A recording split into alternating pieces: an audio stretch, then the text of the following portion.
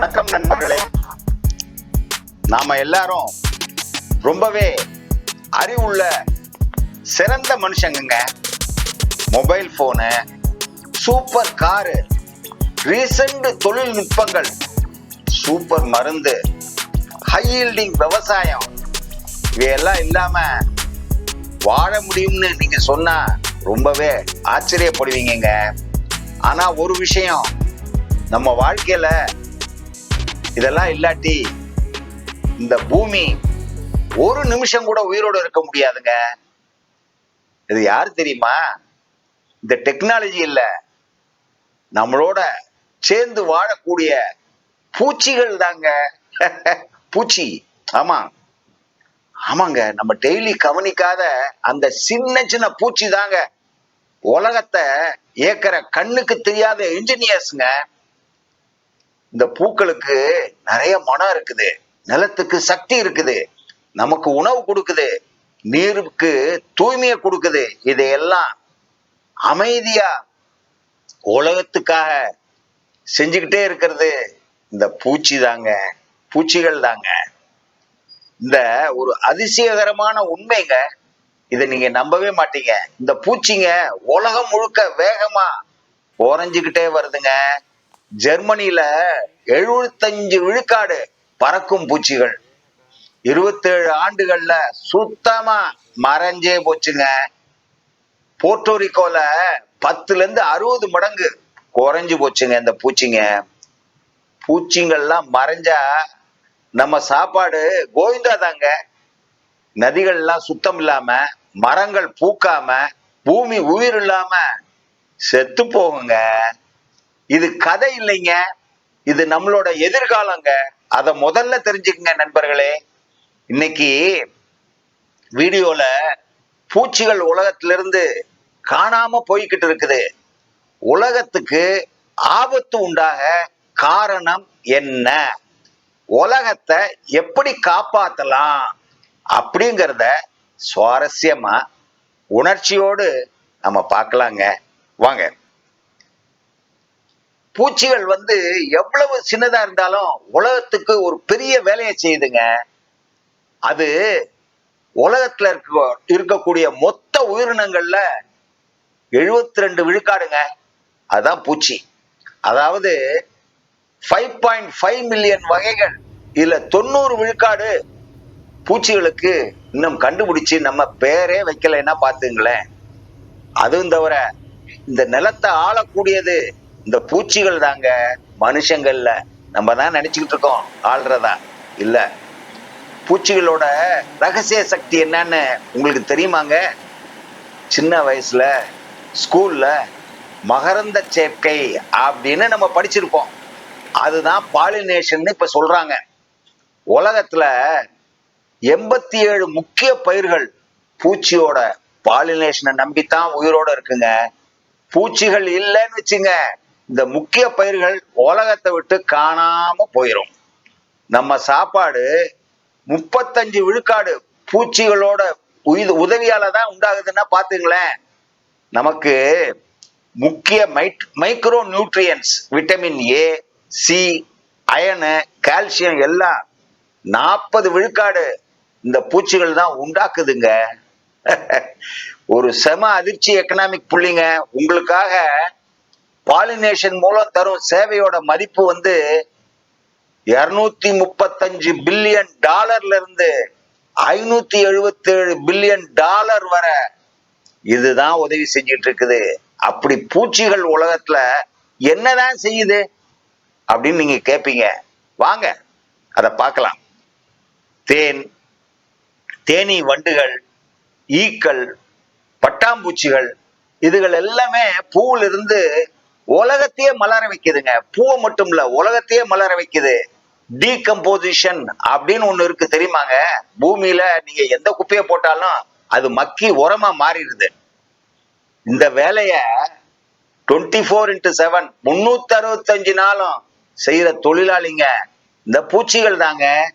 திண்டாட்டம் இல்லாம, பெருமை இல்லாம நம்ம நாட்டோட உணவு தொட்டி, அதுதான் நிலத்தை உயிரோட வச்சிருக்கிறது இந்த பூச்சிகள் தாங்க. தர்மத்துக்கு செய்யறவங்க இந்த டெர்மைட்ஸ், இதுதான் நமக்கு தர்மம் செய்யுது. டங்கு பீட்டில்ஸ், ஃப்ளை லார்வே, இதெல்லாம் சேர்ந்து சாணத்தை, செத்து போன உயிரினங்களை, உலர்ந்து போன இலைகளை எல்லாத்தையும் அழிச்சு மண்ணை மறுபடி சத்தாவும் உயிரோடவும் வைக்கிறாங்கங்க. நம்ம நாட்டுக்கு ரிவர் மருத்துவரை பற்றி நீங்க கேள்விப்பட்டிருக்கீங்களா? ரிவர் மருத்துவர் அப்படின்னா இது அக்வாட்டிக் இன்செக்டுங்க, நீர்ல வாழக்கூடிய குட்டி குட்டி பூச்சிங்க. நமக்கு தெரியாமலே நதியெல்லாம் சுத்தமா வச்சிருக்குங்க. அதுங்க இல்லைன்னா நம்ம குடிநீர் செலவு 100 மடங்கு அதிகமாயிரும். அமெரிக்காவில் மட்டும் இந்த பூச்சி தர்ற சேவை வருஷத்துக்கு $57 பில்லியன். அதுல பெஸ்ட் கண்ட்ரோலோட பங்கு தான் 4.5 பில்லியன். பூச்சிகள் இல்லைன்னா கிராப் லாஸ் 5 மடங்காயிருங்க. இந்தியாவுடைய பாரம்பரியம் என்னன்னா பூச்சிகளும் மனுஷங்களும் சேர்ந்து வாழறதுதாங்க. சீனாவில் சில்க்வர்ம் தான் சில்க் ரோட்டையும் உலக வர்த்தத்தையும் கட்டி எழுப்பிச்சுன்னு சொல்றாங்க. இந்தியாவில் பூச்சிகளோட மனுஷங்களுக்கு 1000 ஆண்டுகளா பழக்கங்க. வடகிழக்கு இந்தியால பழங்குடி மக்கள் 30க்கும் மேற்பட்ட பூச்சி வகைகளை இன்னமும் உணவா தான் சாப்பிட்டுட்டு இருக்காங்க. ஹை புரோட்டீன் லோ கார்பன் ஃபுட் பிரிண்ட்டுங்க.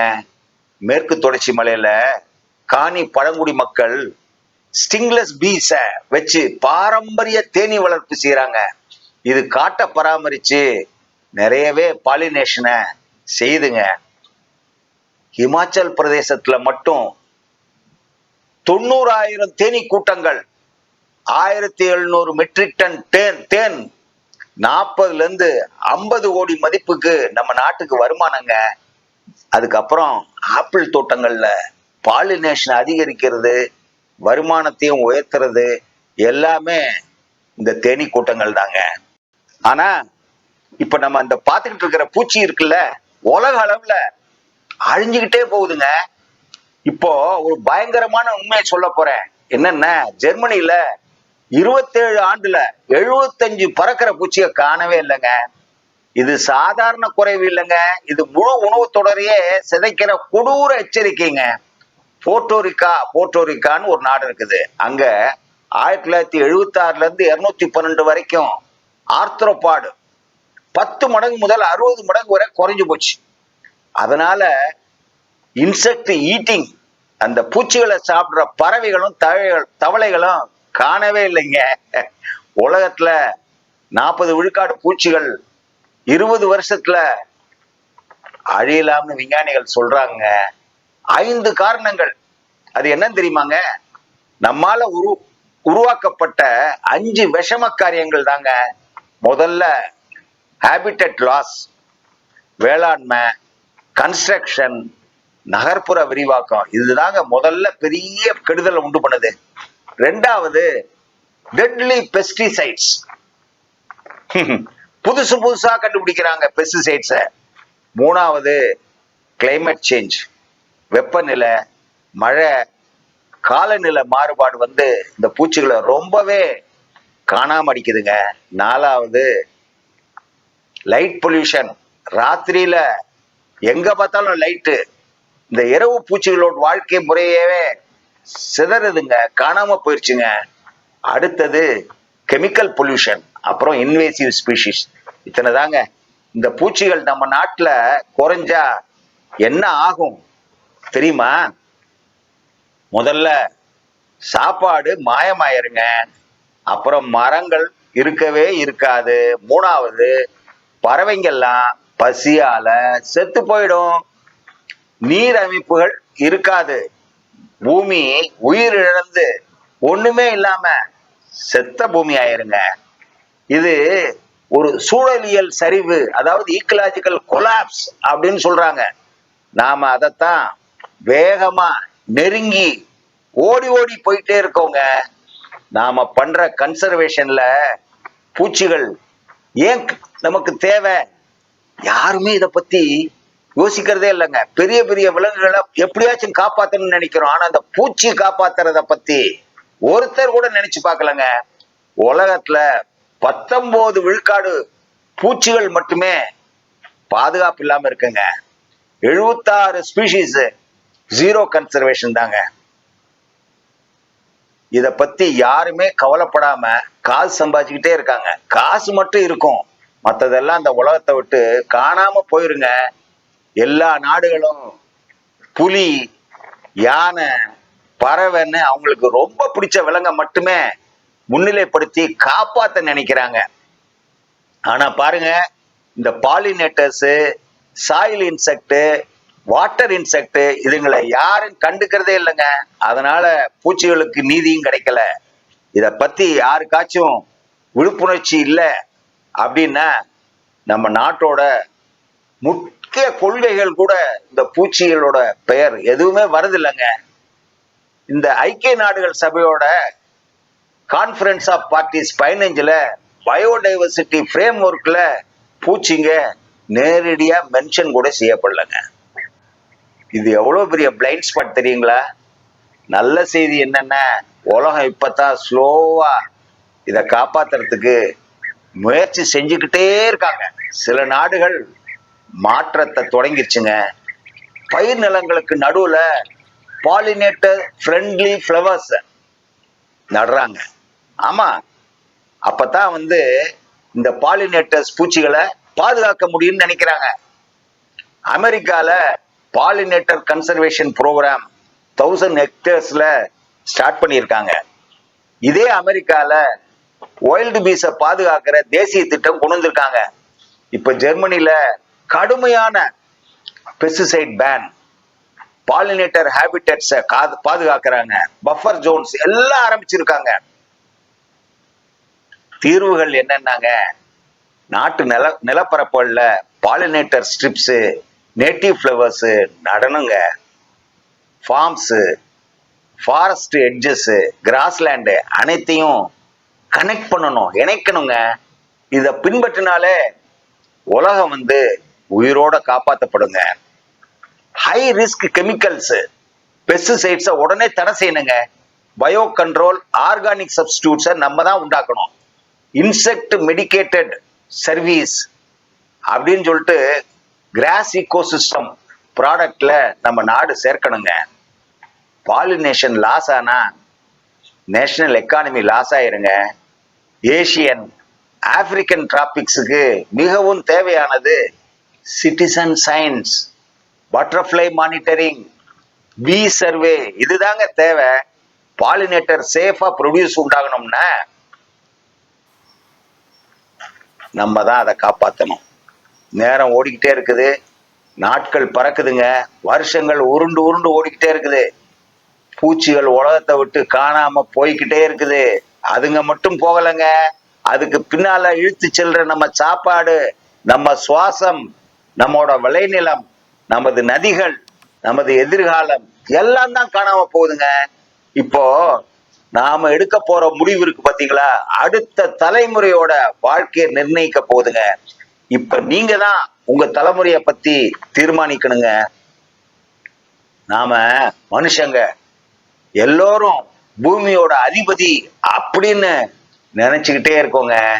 ஆனா உண்மையில இந்த பூமியை நடத்துறது பூச்சிகள் தாங்க. அதுங்க இல்லைன்னா நம்மளோட சாப்பாடு கோவிதா கோவிந்தா தாங்க. நதிகள் எல்லாம் நோயை கொண்டு வருங்க, காடுகள் வெறும் செத்த காடா மாறிடுங்க. இது விஞ்ஞானிகள் மட்டும் சொல்லலைங்க, உலகம் முழுக்க நடந்துட்டு இருக்கோம் உண்மையான நெருக்கடிங்க. ஆனா எனக்கு நம்பிக்கை இருக்குங்க, பூச்சிகளை காப்பாத்துறது கஷ்டமே இல்லைங்க.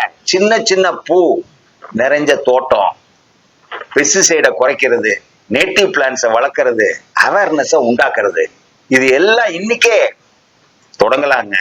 நாம காப்பாத்துற ஒவ்வொரு தேனியும் ஒரு மழை காலத்தை, ஒரு பயிர் விளைச்சலை, ஒரு பேர குழந்தையோட எதிர்காலத்தை பாதுகாக்கிறோங்க.